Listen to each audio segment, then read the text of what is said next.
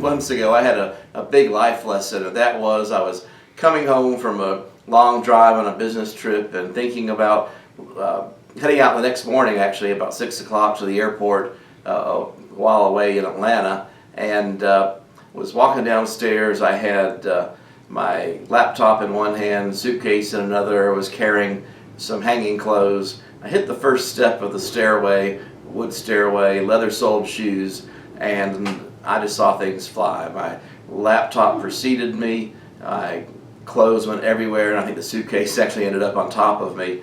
And I soon realized there's a problem. I couldn't get up. My ankle would not respond. So I called and got help, and the folks that were there were imploring me to go to the hospital or the Minute Clinic, and I'm thinking I've got to leave the next morning at 6, and I can't have anything interfere with my plans and my goals and the goals for our clients.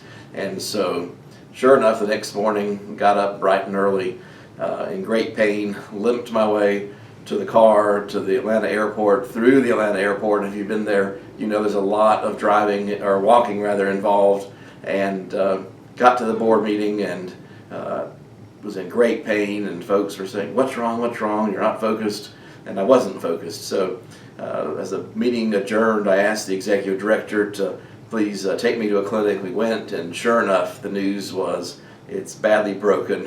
What were you doing flying down here to Florida?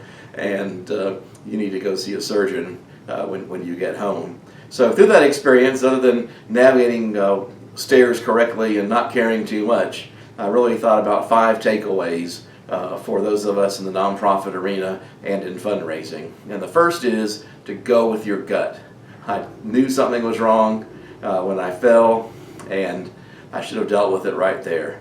I knew something was wrong. So when you think about nonprofit and fundraising and situations, you have that gut instinct that a situation's wrong, things don't seem right, someone's just not behaving right, then your instinct is most likely right on target. The second is to address the situation right away. Whether it's a gut situation or facts come to mind, it doesn't get any better by postponing dealing with the situation.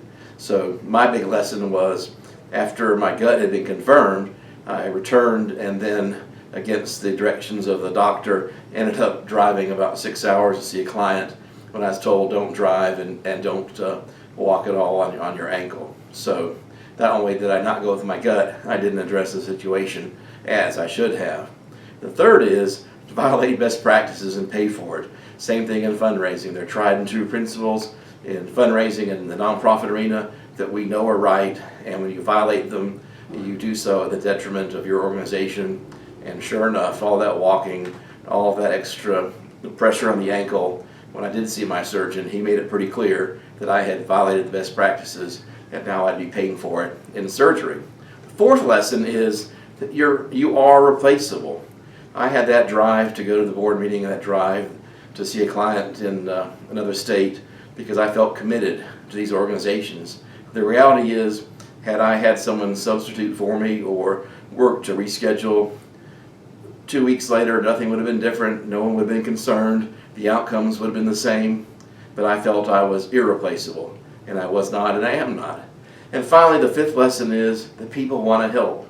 So once I was diagnosed and had these challenges, what I found was that my clients and colleagues were so gracious and understanding that Jeff wasn't quite as fast as he used to be. The turnaround on things might have been a little bit slower. Certainly with transportation and being places in person, it was a challenge. And people were more than gracious and understood. And that really reinforced the poor decision that I made to go to Florida and then go to another client meeting out of state. So those are the 5 lessons that I learned from breaking my ankle. 1, go with your gut. 2, address the situation. 3, violate best practices and you'll pay for it. 4, you're not irreplaceable. And 5, people do want to help. I hope that those lessons are less painful for you than they were for me. And here's to success for your nonprofit.